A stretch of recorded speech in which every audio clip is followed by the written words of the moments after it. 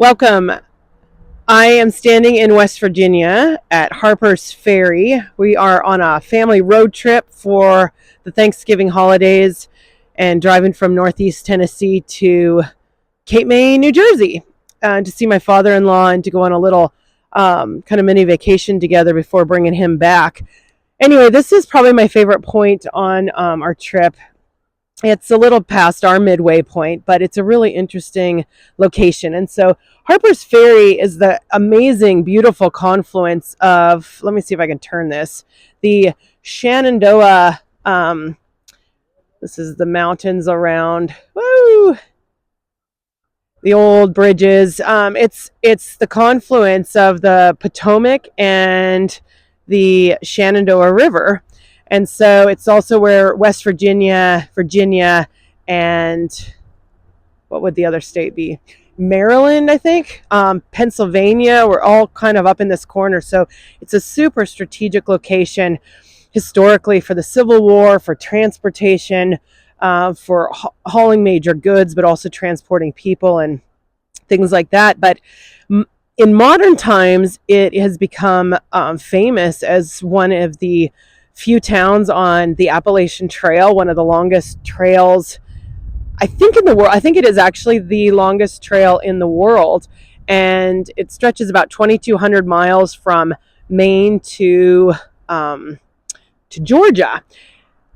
And what's interesting is this point is, for many people, the psychological midway point. I think the midpoint is technically a little further north in Pennsylvania, but this is the psychological midpoint. And I just wanted to jump out. I wanted to do a live video, but honestly, there wasn't enough bandwidth to do it. So I'm just doing a quick video that I can post here to share. But the reason that I wanted to do this was because the truth is, many of us are on an adventure in life, and we have, I'm just going to move so other people can enjoy the view without dominating it. But we have, every one of us gets an adventure to go on in life, and it's really a choose your own adventure experience. And the question is, what are you going to do with the one life that you have? I know I set out in life, I chose my adventure years ago and decided to be a mountaineer and outdoor educator and wilderness guide, and loved it. I excelled at it, became an expert in that industry, but along the way I realized I was tired of being broke. I wanted to make a bigger difference in the world. And I really saw money as being a tool to make that difference. I forgot in my hurry to do this video, jumping out of the car or the truck, I forgot the little contraption that holds my mic on. But anyway, in the hurry, no, that's the hurry to do this. But in life, you have these moments where you get to reassess, and you have these strategic moments of decision in your life. Sometimes we're just, plodding along on the journey, and it seems like there's no choices, but you come to these strategic seasons of life. There's strategic choices in life where you get to decide what you're going to do and who you're going to be and where you're going to go. And for me, there came a point where I was like, I loved what I was doing. I wanted to keep making the difference I was making in the mountains and with people, but I wanted to take it to another level. I wanted to have a bigger impact. I loved the leadership stuff that I was doing. I loved the skills that I learned, but I wanted to take them and use them in another arena. And so I began to pursue entrepreneurship because I knew I needed to learn the language of money. I needed to learn I really had no financial education in my life, and I needed to learn about money. I knew that it would cost me a lot because a lot of the people that I knew in that industry as a backpacker and a guide, there was dirtbag rock climbers. I had run around in circles where being able to live on nothing and having the freedom to go anywhere at any time was celebrated, or working seasonally and living hand to mouth and the adventure of life. And I loved all of it. I mean, I could tell you crazy stories of friends that I know in the culture that I was in. I mean, it was almost a reveled sense of homelessness that was celebrated, being able to live out of your vehicle, travel the world, guiding and living in Yosemite and these amazing places, and dumpster diving if you had to for food, but not working because there was a certain hedonistic lifestyle of being able to do what you loved when you wanted, and then living life on your own terms. And there was parts of that I loved. I never really dumpster dived, but there was they were my friends, and I knew that as I was choosing to jump into entrepreneurship and business and figure out the language of money, that it was going to cost me my friendships. It was going to cost me in other communities, because I, as a strong Christian, I had many sorry, still figuring out my gimbal here.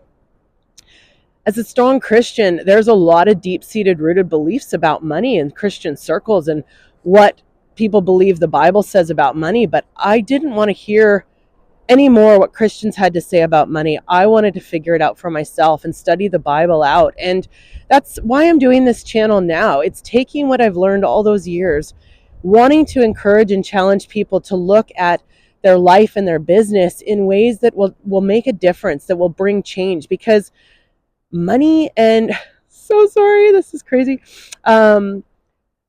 Because money is a tool. I've come to firmly believe that money is amoral. It's not good or evil.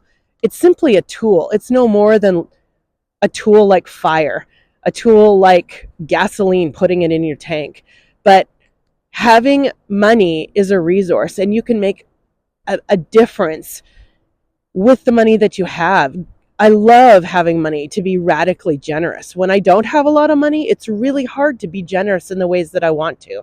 And there came a point when I did live in my vehicle. My first time coming to the East Coast, I came here as a guide, and I guided here in West Virginia at Seneca Rocks, and we led backpacking trips in the Monongahela. I can't even remember how to say them. Monongahela, I think it was. We paddled on the Shenandoah River, and even the Roanoke River. I think that's in Eastern Virginia. But these classic, epic places here on the East Coast, and I absolutely loved it.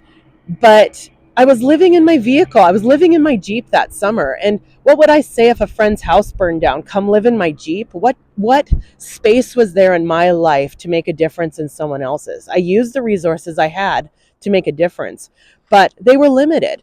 And so my heart is to make a bigger difference, and money is just a tool. And the more that I have discovered the spiritual nature of money and using it as a tool, the more has flowed through my hands and the more opportunity I've had to impact people's lives.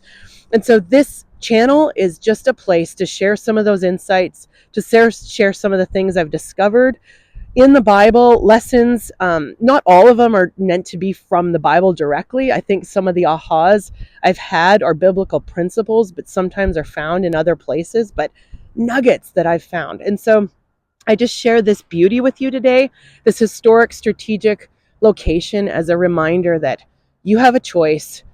You don't ever have to continue on the journey you're on if you don't want to. You can at any point change your direction, change your route, and you can have an epic adventure just like this. And there's something like 3 million people a year hike the Appalachian Trail, different stretches. Not everyone does the entire AT. Not everyone is a through hiker and does the 3 or 4 month long expedition at one time. But everyone who sets foot on it is part of the history of this place. Everyone who sets foot feels the weight of just the incredible grandeur. And you have an opportunity to do that. And in whatever way I can help you take on the adventure of life and make a difference, I hope I can. And I'll see you on the next video. Have a great day.